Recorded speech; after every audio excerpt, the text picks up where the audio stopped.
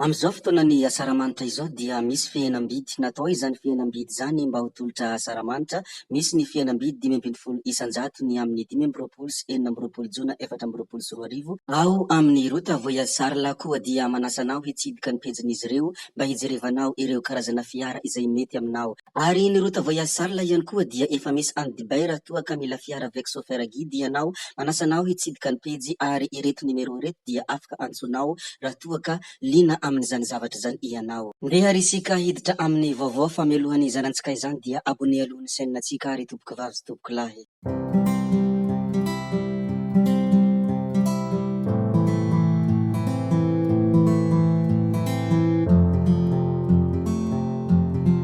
Miarahaba azy 420 mianadahy reto isika. Ireto 420 mianadahy reto moa dia ao amin'ny akama. Ny antony hiarabana izy reto moa dia 100 isan-jato ny voka-panadinana CP 424 tao amin'ny akamany marenina. Tsara hatrany ny voka-panadinana toy ny isan-taona, noho izany dia arabena manokana izy reto 4 mianadahy ireto. Ny hidirantsika manaraka moa dia resaka lozam-pifamoivoizana maty tsy tradrano ny fampisokoirina teo amin'ny familiana ny mpamelon'ity fiara 4x4 ity fiara 4x4 ity moa dia niala lalana nivadibadika inefatra vokatra ny fandehanana mafy. Noho nisy hoany ity lozam-pifamoivoizana ity moa dia tany Mazava commune rural Antsenavolo Mananjary moa misy an'izany faritra izany. Ny maraina ny 20 jona lasa teo no nitrangany ity lozam-pifamoivoizana ity. Nitaraina ho marary ao amin'ny faritry ny Lamosiny koa iramatoa iray, anisan'ny ireo mpandeha miisa 5 tao anatiny io fiara io. Nanamafy ilay iramatoa mpandeha fa nandeha mafy ny fiara ka izany no antony niteraka loza tamin'ny ity fifamoivoizana ity. Fa ny any Tsarasoatra Antsirabe kosa dia tovolahy iray maty voatsatoka antsy teo amin'ny fony sy ny lohany ny farany herinandro lasa teo.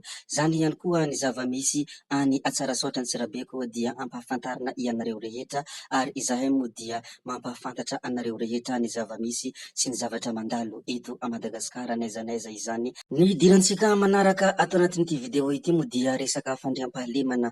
Fandriampahalemana any amin'iny faritra Andilamena iny moa dia dahalo raindahy amin'ny halatromby sady mpamerikeloka ary mpampihorohoro ny vahoaka amin'ny efitaniny Andilamena. Amparafara vola ary distrikiny Manitsara iny moa misy an'izany Andilamena izany. Toana fiakaran'ny vokatra sy fety tahaka izao no manararaotra manao asa ratsiny ireo dahalo, ary nahazo vaovao avy amin'ny olona tsara sitrapony Zandaro izay nanao fisafona manodidina iny toerana iny ny aliny 17/04 jona 2024. Raha vantany vonareny zany moa dia nidina ifotony amin'ny toerana misy fanafihana avy hatrany ireo Zandaro mbola teo ampanaovana ny asa ratsiny izy ireo, no tonga tampoka ny Zandaro izay tarin'ny kapiteny Tobiasy. Zandary taritiny kapiteny Tobiasy moa dia komandy ny vototom-pakitra Andilamena karaikitra ny fifanjevona. Nanao sakotra ny fisamborana, voatery nampiasa fitaovana tena ampelantanany ny Zandaro. Olona iray no lavo voatifitra ary voamarina fa igadoko izany nandritra ny fitsirehana natao azy. Tafiporitsika ireo namany araka ny fanazavana izay voaray.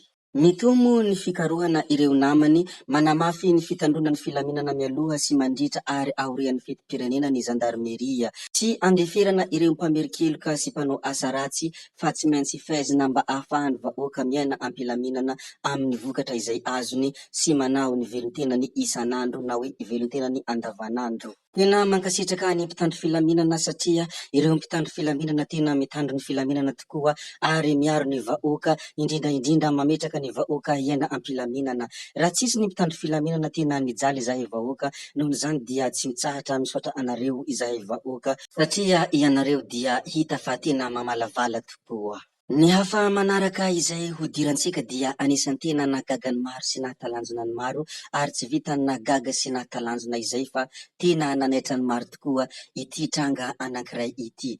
Izy ity moa dia Spiderman gasy. Spiderman gasy dia tonga teny Antsahamanitra ny omaly, ary nanaitra ny maro tokoa nandritra ny niseho izay nataony momota ny nahita an'ity Spiderman gasy ity. Spiderman gasy moa dia vahiny nasaina manokana tamin'ny ity resaka fampisehoana izay nataony momota ity. Be dia be moa ny olona faly satria ela ihany no nojerevana ny film Spiderman fa tamin'ny omaly vao tena nahita izany Spiderman mivantana izany. Eny ekenay hoy sasany fa hoe tsy tena Spiderman izy fa raha mijery izao sary izao sy mijery ny zavatra izay nataony dia tena hita fa mitovy tsy misy valaka amin'ny Spiderman tena izy, ka izany indrindra no tena nahafaly anay hoy ireo olona sasany raha vantany vao nahita an'ity Spiderman gasy ity. Mankasitraka ny Spiderman gasy moa nanatanteraka iny sehatra iny satria dia tena anisan'ny nahafalifaly olona maro ary nihirarinay ny mba hionanao amin'ny Spiderman tena izy amin'izany fotoana izany dia hiaraka hilalao sary mihetsika ianareo. Ajanonantsika koa ny resaka mikasika an'izay Spiderman gasy izay, ndeha isika hiresaka zavatra hafa izay tokony ho resahana indray sy ny zavatra hafa izay tokony tsara ho fantatra. Ny tsara ho fantatra moa dia ampahafantarina antsika rehetra dia ny ity manaraka ity. Anisan'ny nalaza moa iny resaka fivavahana tany amin'ny kianjan'ny Mahamasina iny ary ny filoham-pirenena mihitsy no nanao fanambarana rehefa vita iny fotoam-pivavahana iny dia toy izao ny fanambarana izay nataon'ny filoham-pirenena. Niavaka ary nahafinaritra ny fidirana izay niarahantsika androany hoy fanambarana izay nataon'ny omaly. Niaraka nidera avokoa na isika rehetra nameno ny kianja na ireo mpihira sangany rehetra niara-niredina hoy hafatra izay nataon'ny filoham-pirenena. Tsapa ny rehetra ihany koa ny afo ny fitiavan-tanindrazana na velombolo tao anatintsika tsirairay avy.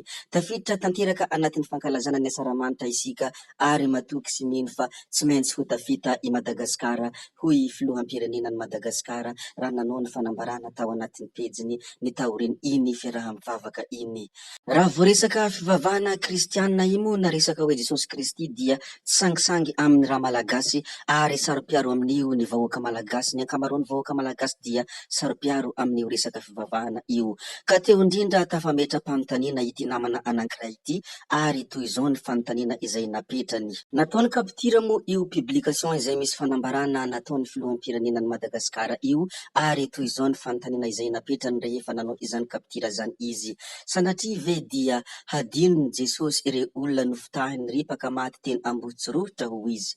Toy izany ny fanontaniana izay napetrany ary mbola notihizany ihany koa hoe variana tamin'ny konsera tsara tarehy Jesosy, ny gasy no betsaka sagnagna, adinony hatramin'ny fahoriana mianjady aminy. Nilainga ny kolokolo avolenta didijado na hery famoretana dia adino raha malagasy avokoa ireny zava-drehetra ireny ary sao sanatria ve dia adinony Jesosy ireo olona nofotahiny ripaka maty teny Ambohitsorotra hoy ity namana ity. Izy moa nametraka izany fanontaniana izany koa dia izy ihany koa no mahay mamaly an'izany satria fanontaniana napetrany iny. Tsy idirantsika lalina moa ny mikasika an'izay re tompoko vavy sy tompoko lahy, fa ho an'izay afaka miditra lalina indray dia tsy manakana azy hiditra lalina amin'iny fanontaniana izay napetraka iny namana iny.